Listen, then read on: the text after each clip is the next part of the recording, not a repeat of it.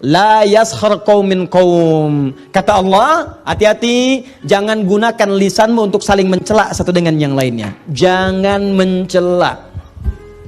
Kalau Anda ingin tenang, gunakan nikmat mulut itu untuk berkata yang baik-baik saja. Maka hindarkan yang tidak baik. Fokus, lihat hadis Nabi. Saya lompat sedikit. Man kana yu'minu billahi wal yaumil akhir falyaqul khairan aw liyasmut.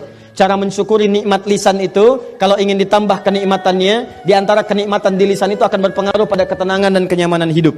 Orang yang nggak bisa menjaga lisan, maka hidupnya cenderung tidak tenang dan tidak nyaman. Fokus baik-baik. Kata Nabi, bagaimana caranya? Katakan yang baik-baik. Kalau tak mampu, pilihan keduanya diam. Tidak ada yang ketiga. Cuma dua. Saya ulang, tidak ada pilihan yang ketiga. Cuma dua. Satu, dua. Sudah ini. Pilihannya cuma ini. Kata Nabi, katakan yang baik-baik, kalau tak mampu, diam. Jadi cuma dua, baik dan diam. Ada berapa? Oh, kan? Jadi katakan yang baik, kalau nggak bisa diam. Nggak ada yang ketiga.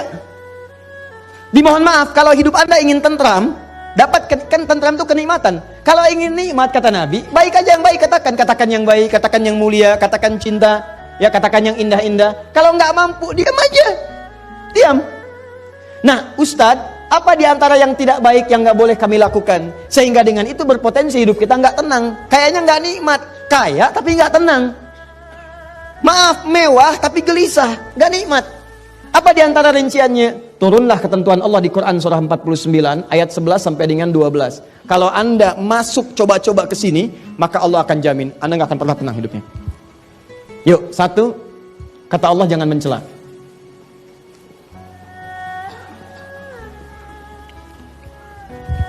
Merendahkan. Bukan dalam konteks mengingatkan, atau bukan dalam konteks mencela satu perbuatan yang memang dinafikan oleh agama. Ya, nanti ada celaan yang dibenarkan, seperti Allah mencela perbuatan Firaun. Ya, Allah mencela perbuatan Qarun. Allah mencela perbuatan Abu Lahab. Ya, tabat siada abi, itu kan celaan. Ya, tapi ada yang tidak diperkenankan sama sekali, untuk merendahkan pada sesuatu yang tidak dibenarkan. Ya, nggak ada hujan, nggak ada angin, mencela. Ya, mohon maaf sekali, mohon maaf ya. Celaan yang tidak memiliki argumentasi yang dibenarkan oleh syariat. Ya, karena iri hati, mencela. Karena tidak ingin tersaingi, mencela. Maaf sekali. Ya, karena persoalan-persoalan kedudukan dunia, harta benda dan sebagainya, muncul mencela. Yang paling berbahaya sekarang ini yang coba saya amati baik-baik. Saya nggak habis pikir ini. Ya, ada orang yang kemudian belajar agama mencela. Itu yang agak saya susah pahami. Kalau orang bertikai mencela, barangkali bisa kita damaikan. Tapi ini orang masuk ikut taklim, belajar agama, pulang dari taklim mencela. Saya suka berpikir, ini di taklimnya belajar apa? Kata Quran jangan mencela. Anda belajar Quran, pulang dari ngaji Anda mencela. Apa yang Anda pelajari itu apa? Bahkan yang paling menarik ada larangan di Quran, jangan mencela. Mencela itu menghadirkan ketidaknyamanan. Makanya ketika Anda mencoba mencela orang lain, Anda menyoal orang lain, Anda menghina orang lain, sebetulnya kehidupan Anda sedang tidak tentram. Silakan kalau nggak percaya. Dan sekarang celaan itu bukan cuma di lisan, sudah masuk tangan. Tuh, dah tulis di media sosial. Dan sudah menjadi bagian dari kenikmatan bagi sementara orang. Kamu tidak seperti apa yang aku duga. Terus nulis itu santai banget sambil masak di dapur. Yang paling nggak tenang ditungguin komennya itu. Belum. Udah 3 jam belum. Yang paling nggak enak sampai mau tidur, itu baru mau tidur pun ngecek lagi. Udah berapa komen hari ini? Yang paling bahaya, bangun dari tidur pun lupa baca doa, yang dilihat handphone. Ya, bahkan ada satu surat menyebutkan langsung, orang-orang seperti ini siang dan malam tidak akan tenang. Siang dan malam tidak akan tenang. Ya, pasangannya apa? Gibah. Dan celakanya sekarang diperhalus. Ya, ada gosip, ada ngerumpi, ada macam-macam dan sebagainya. Silahkan cek. Orang ini langsung dijamin oleh Allah Subhanahu wa taala. Mohon maaf sekali, orang semacam ini bukan cuma tidak akan tenang di dunia, di akhirat pun akan dibuat gelisah. Karena disediakan khusus makanan khusus di akhirat, langsung disebutkan di ayatnya. Ayuhibbu ahadukum ayyakula lahma akhihi maitan fakarihtumu. Orang yang terbiasa gibah saat di dunia dan dia tidak bertobat, maka di akhiratnya langsung dihidangkan makanan yang terbuat dari bangkai orang yang digibahkan itu. Nih, saya kasih gambaran ya, maaf ya. Kalau ada orang gibah bisa membicarakan seseorang dengan niat untuk merendahkannya.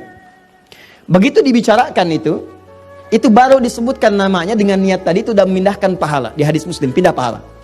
Ya. Misal, Anda bicarakan, jangan Anda lah, orang lain ya. Bisa bicarakan yang lain, begitu dibicarakan disebut namanya. Itu Adi Hidayat tuh. Ya. Baru Adi Hidayat tuh. Ustadz bid'ahnya belum disebut. Ya. Tuh Adi Hidayat tuh. Ya. Begitu disebutkan Adi Hidayat, itu langsung pindah pahala dia kepada saya. Seketika. Ya, seketika. Saya tidak Ustadz, bagus. Tidak seperti yang itu tuh, dia tuh selalu begitu. Nah, itu pindah. Seketika pindah. Nah, kalau dia tidak bertobat, diteruskan ada itu begini, sebutkan semuanya. Itu secara otomatis langsung akan dibentuk dari mulai wajahnya, ke tangannya, sampai dengan ke kakinya. Kalau tidak bertobat, maka hukuman pertama saat masuk neraka ini makan bangkai saudara yang kamu telah bincangkan itu di dunia. Ayo, habiskan, dipaksa tuh, terus. Tarik dulu bunuh-bunuhnya, celupkan ke neraka. Begitu dicelupkan, lapar ya, tuh makan bangkai.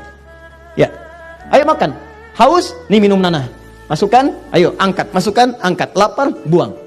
Demikian seterusnya. Jadi awas, hati-hati. Di dunia dia dibuat tidak tentram karena orang yang gibah itu nggak akan pernah tenang. Nggak akan pernah tenang. Dan di akhirat dia akan dibuat oleh Allah semakin merasa tidak gelisah dan tidak akan pernah tentram untuk selamanya. Di antara manusia yang paling luar biasa mengamalkan ini, menjaga lisannya, dan sampai kemudian mohon maaf teman-teman, mohon maaf sekali. Sampai beliau ini Masya Allah, sampai tidak menemukan sebuah hal yang kotor dalam jiwanya.